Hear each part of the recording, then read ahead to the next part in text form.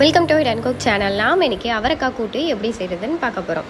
இதுக்கு தேவையான இன்க்ரீடியன்ஸ் எல்லாம் டிஸ்கிரிப்ஷனில் இருக்குது, நோட் பண்ணிக்கோங்க. வீடியோக்குள்ளே போகிறதுக்கு முன்னாடி நம்ம சேனலை சப்ஸ்கிரைப் பண்ணிக்கோங்க.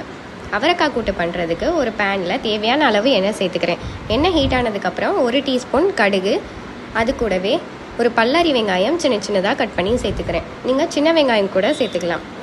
வெங்காயம் கூட தேவையான அளவு உப்பு சேர்த்துக்கிறேன். அப்போ தான் வெங்காயம் நல்லா வதங்கும்.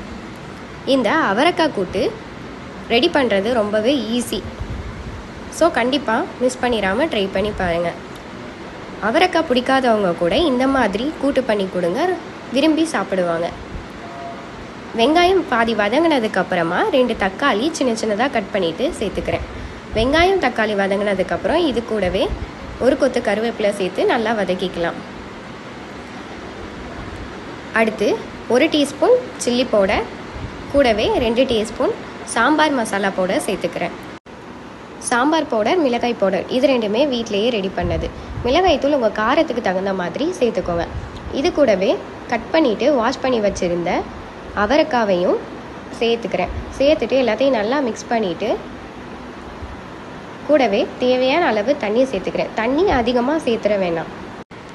அவரைக்காய் வேகிறதுக்காக கொஞ்சமாக தண்ணி சேர்த்துக்கலாம். சேர்த்துட்டு மூடி போட்டு விட்டுறலாம். ஒரு 5 மினிட்ஸ்க்கு அப்புறம் மூடியை ஓப்பன் பண்ணி பார்க்கலாம். இப்போ பாருங்கள், எல்லாம் நல்லா வெந்திருக்கு. இப்போது கொஞ்சமாக தேங்காய் பேஸ்ட்டு சேர்த்துக்கிறேன். சேர்த்துட்டு நல்லா மிக்ஸ் பண்ணிட்டா சூப்பரான அவரைக்காய் கூட்டு ரெடி. இந்த அவரைக்காய் கூட்டு சாம்பார் சாதம், தயிர் சாதம் இப்படி எல்லா வகையான வெரைட்டி ரைஸுக்கும் ரொம்பவே சூப்பராக இருக்கும். இந்த ரெசிபி உங்களுக்கு பிடிச்சிருந்துச்சுன்னா வீடியோவுக்கு லைக் பண்ணுங்கள். தேங்க்ஸ் ஃபார் வாட்சிங்.